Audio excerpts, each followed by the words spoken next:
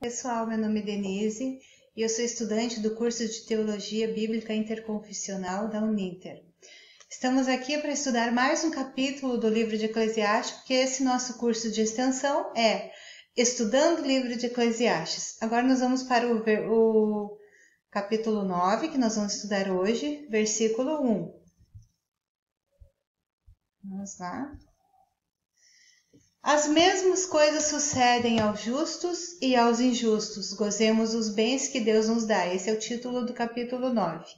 Vamos ler o versículo 1. Deveras resolvi todas essas coisas no meu coração, para claramente entender tudo isto, que os justos e os sábios e as suas obras estão nas mãos de Deus, e também que o homem não conhece nem o amor nem o ódio, tudo passa perante a sua face.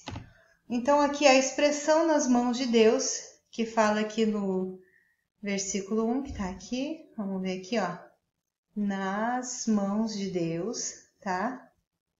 Então, essa expressão nas mãos de Deus significa sob o controle e em posse de Deus. Ao entender que o Senhor tem o domínio sobre tudo, o autor de Eclesiastes constatou também que o homem não conhece nem o amor nem o ódio. Os vocábulos amor e ódio são melhor interpretados como nomes que designam a graça e o repúdio da parte de Deus.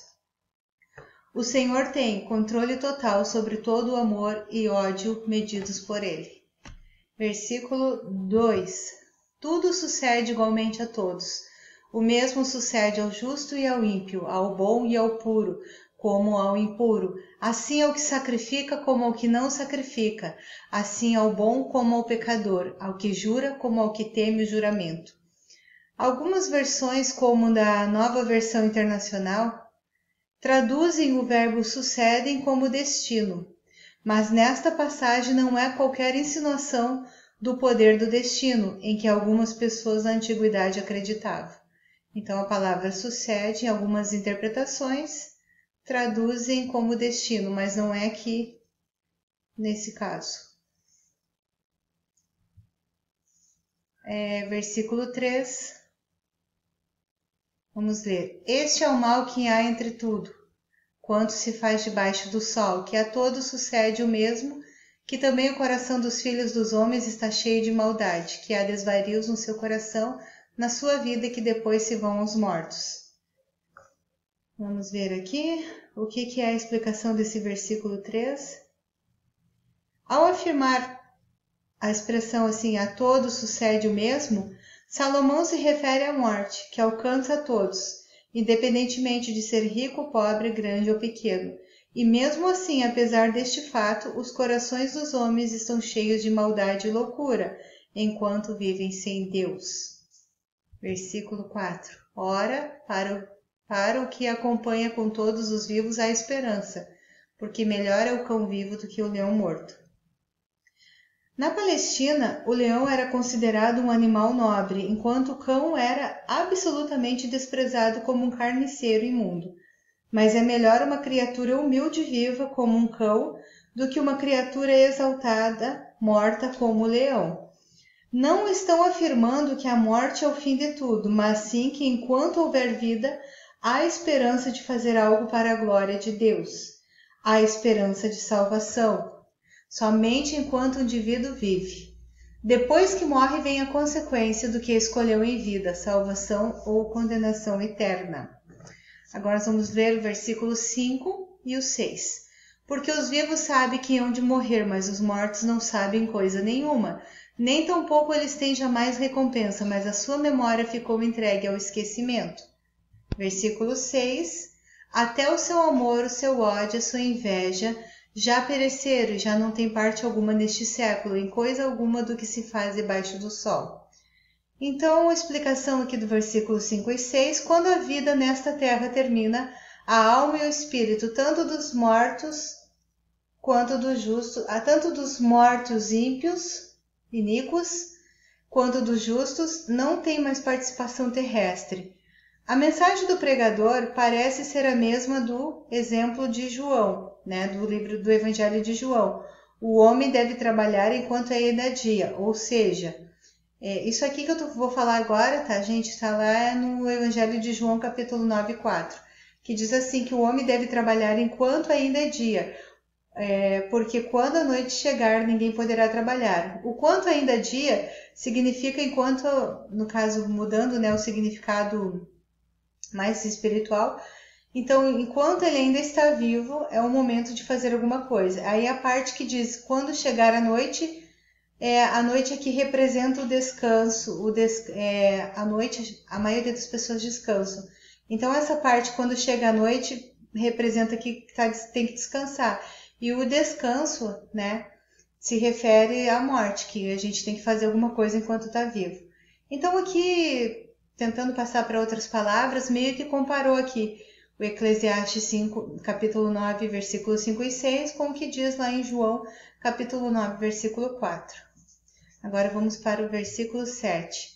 Vai, pois, come com alegria o teu pão e bebe com bom coração o teu vinho, pois já Deus se agrada das suas obras. Então, os princípios para o viver, né? Aqui no versículo 7 começa os princípios. O pregador não tinha o mesmo conceito de vida depois da morte como nós temos hoje, como cristãos. Porque, né, acreditava-se que tanto os justos quanto os perversos iam para o Seol. A palavra Seol é S-H-E-O. Em hebraico é traduzido como sepultura ou lugar dos mortos, traduzido também como além. A existência no Seol era considerada sombria. Então eles acreditavam que tanto ímpios quanto iníquos iam para o Seol. Hoje a gente tem uma visão diferente, né? Que vão para lugares diferentes, ímpio e iníquo. Quer dizer, ímpio e iníquo não, né? Ímpio e iníquo são as mesmas pessoas. Então ímpio e justo, eles achavam que lá antigamente que iam para o Seol. Como eu falei, é traduzido em hebraico como sepultura, lugar dos mortos. Versículo 8.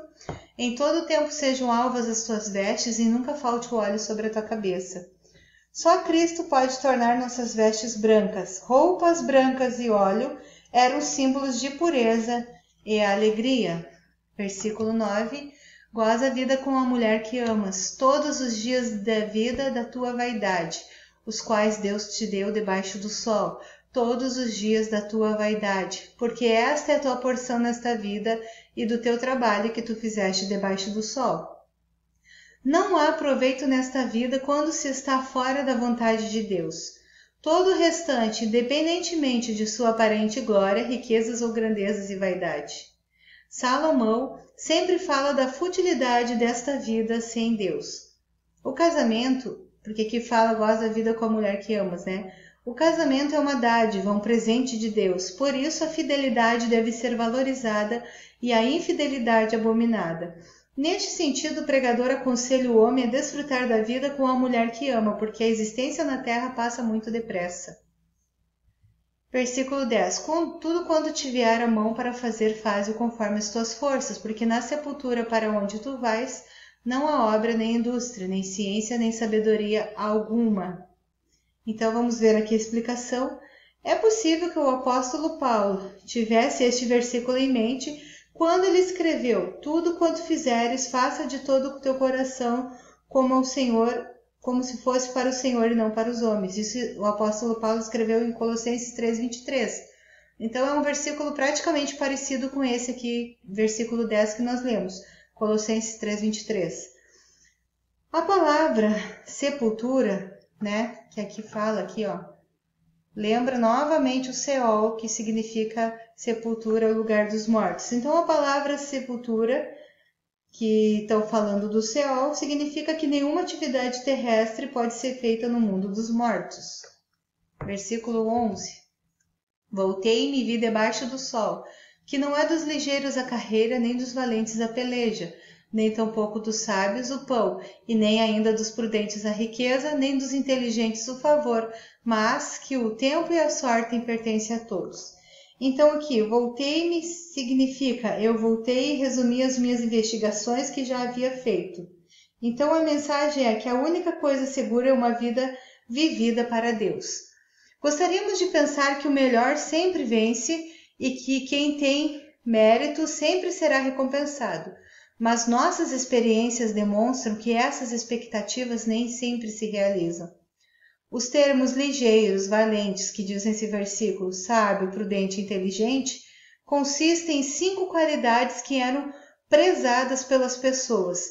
No entanto, apesar de uma pessoa possuir estes atributos, é Deus que no fim faz justiça em nossas vidas. Agora eu quero dar um exemplo para vocês de pessoas na Bíblia que foram ligeiras, valentes, sábio, prudente e inteligente. Vamos ver aqui o primeiro. Azael. Aqui vocês estão vendo que está escrito em 2 Samuel capítulo 2, versículo 18, estavam ali os 3 filhos de Zeruia, Joabe, Abisai e Azael. Azael era ligeiro de pés como gazela selvagem. Quem é esse Azael? Esse Azael era um homem que lutava junto com Davi, era um aliado de Davi naquela época que ele estava fugindo do filho dele, que queria o Absalão, que queria tomar o trono do Davi. Então era nessa época aí que nós estamos, que eu dei o exemplo aqui na Bíblia, só para você saber que diz Azael era ligeiro de pés. Então esse Azael é um exemplo do que diz o versículo 11, que não é do ligeiro, nem do sábio, nem do valente a vitória, né? E sim, vamos ver aqui o versículo, mas que o tempo e a sorte pertencem a todos, tá? Agora nós vamos ver um exemplo de uma pessoa valente, com certeza Sansão. Sansão, em Juízes 15:15, né?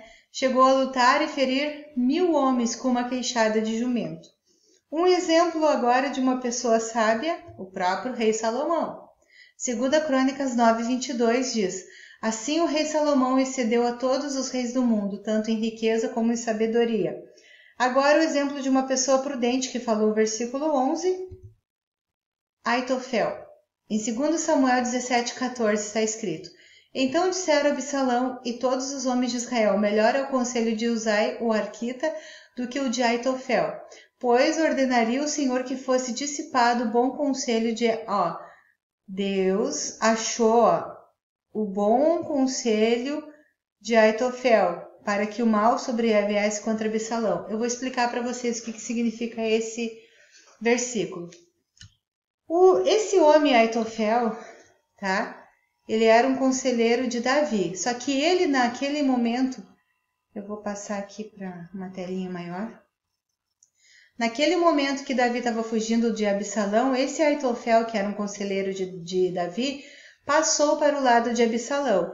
E um outro conselheiro, Uzai, ficou infiltrado no governo de Absalão para ser informante de Davi. E o que aconteceu? O Aitofel era um homem prudente, um homem que deu um conselho muito bom para Absalão, para pegar Davi de surpresa. Uzai, como estava infiltrado lá no governo do Absalão, ele disse que o conselho do Aitofel não era muito bom. Então isso você pode ver essa história lá em 2 Samuel capítulo 17, tá? Vou mostrar aqui de novo, ó. Se você ler todo o capítulo 17, você vai entender essa história que eu estou contando. Então aqui no final do versículo diz assim, ó: pois ordenaria o Senhor que fosse dissipado o bom conselho de Aitofel para que o mal sobreviesse contra Absalão. Então, o que aconteceu? Deus fez parecer o conselho do Aitofel diante do rei Absalão ruim, e o Absalão preferiu escutar o conselho de Uzai, tá? Aqui, ó, Uzai, que era o homem infiltrado do Davi lá dentro do governo do Absalão, o filho do Davi. Então, assim, ó, este conselho de Aitofel está dizendo aqui no versículo 17, 14, que era um bom conselho, ó, bom conselho. Mas Deus fez parecer esse conselho de Aitofel muito ruim, e porque Deus queria mesmo que Absalão fosse destruído, porque Absalão se levantou contra o verdadeiro rei ungido por Deus, que era Davi, tá? Acho que vocês entenderam. Qualquer coisa, se não entenderam, lê lá o capítulo 17 de 2 Samuel. Agora vamos para o outro exemplo de uma pessoa inteligente. Inteligente foi Moisés, Atos 7:22. Moisés foi educado em toda a ciência dos egípcios e era poderoso em palavras e obras. Então, eu dei para vocês aqui 5 exemplos, tá? Do que diz o versículo 11. O versículo 11 fala de uma pessoa prudente, vamos ver aqui, de uma pessoa ligeira, de uma pessoa valente, de uma pessoa sábia, prudente e inteligente. Ó, vamos voltar. Então, o versículo 11 fala de uma pessoa ligeira, Falei da pessoa valente, agora da pessoa sábia. Vamos ver aqui. Sábia. E da pessoa prudente e da pessoa inteligente. Então, esse versículo 11 fala de 5 pessoas, mas que essas 5 pessoas, esses 5 tipos de pessoas, né? Deixa eu só achar aqui para vocês. Elas têm as suas limitações, elas podem ser ligeiras, valentes, prudentes, sábias, inteligentes, mas elas têm as suas limitações e elas sempre ficam na dependência de Deus, né? Todos esses tipos de pessoas também precisam depender de Deus. Agora vamos ver versículo 12, que também o homem não conhece o seu tempo, como os peixes que se pescam com a rede maligna e como os passarinhos que se prendem com o laço. Assim se enlaçam também os filhos dos homens no mau tempo, quando cai de repente sobre eles. Então o significado aqui, tá? Deste versículo 12. A declaração deste versículo é que o homem de repente está enredado pela morte, como as aves e os peixes estão por uma rede. Isso revela a ignorância e a impotência do homem e o quão incerto é a vida sem Deus. A sabedoria é melhor do que a força. Isso já é do versículo 13, tá? Também vi sabedoria debaixo do sol, que foi para mim grande. Então, sabedoria, o título, pelo menos na minha Bíblia, né, é em cima do 13, diz: a sabedoria é melhor que a força. A sabedoria que o livro de Eclesiastes se refere é a palavra de Deus, que faz uma grande obra, mesmo assim será pouco apreciada. Muitos não apreciam seguir os ensinamentos da Bíblia Sagrada. Agora vamos ver 14 e 15. Houve uma pequena cidade em que havia poucos homens, e veio contra ela um grande rei, e a cercou, e levantou contra ela grandes tranqueiras. Versículo 15. E vivia nela um sábio pobre que livrou aquela cidade pela sua sabedoria, e ninguém se lembrava daquele pobre homem. Então, eis aqui no versículo 14 e 15 uma parábola sobre como um exército inimigo não conseguiu destruir uma cidade pelo conselho, porque um homem pobre deu um conselho, porém este homem pobre era sábio. Não conta aqui qual foi o conselho que este homem deu, mas que este conselho livrou a cidade de morrer pela mão do inimigo, tá? E fala que também agora aqui no versículo 15, ó. Opa, já mudei para o 16. Fala aqui, ó. E ninguém se lembrava daquele homem pobre. Então, poxa, o homem livrou a cidade inteira de morrer e depois foi esquecido. 2 conclusões existem aqui, tá? Nesses versículos. A primeira, a sabedoria é preferível do que a força e deve ser tida em alta conta e buscada. A segunda conclusão. Também é uma analogia perfeita da palavra de Deus e do seu poder para libertar do mundo, que rapidamente esquece o poder libertador do Senhor. Cada pessoa tem o poder de influenciar negativamente ou positivamente as pessoas neste mundo. Muito do bem que é feito pelos sábios pode ser destruído pelos perversos. Versículo 16. Então disse eu, melhor é a sabedoria do que a força, ainda que a sabedoria do pobre foi desprezada e suas palavras não foram ouvidas. Então não há verdadeira sabedoria fora de Deus, mas infelizmente esta sabedoria é menosprezada e as suas palavras não são ouvidas. Aqui no versículo 16 repete uma parte do 15, que fala que o pobre logo foi desprezado, né? Ele ajudou a salvar a cidade, mas logo se esqueceram dele. Versículo 17. As palavras do sábio devem ser em silêncio. Devem em silêncio ser ouvidas, mais do que o clamor do que domina sobre os tolos. Isso aqui, gente, é um significado muito legal que eu achei. Um significado espiritual. Que Jesus Cristo, através da cruz, deu a chance para o homem ser livre da condenação eterna. Então, Jesus falou sem palavras quando morreu em nosso lugar. Ele é o sábio que falou sem palavras. Ó, as palavras do sábio devem em silêncio ser ouvidas, né? Mais do que o clamor do que domina sobre os tolos. Então aqui, ó, ele é o sábio que falou sem palavras e muitas vezes ele é desprezado pelos homens. E Satanás é aquele que grita e domina este mundo entre os tolos, né? Mais do que o clamor, do que o domina sobre os tolos. Então Jesus, ó, as palavras do sábio devem em silêncio ser ouvidas, mais do que o clamor do que domina sobre os tolos. Então Satanás clama e domina as pessoas porque elas ouvem, né, o que Satanás fala.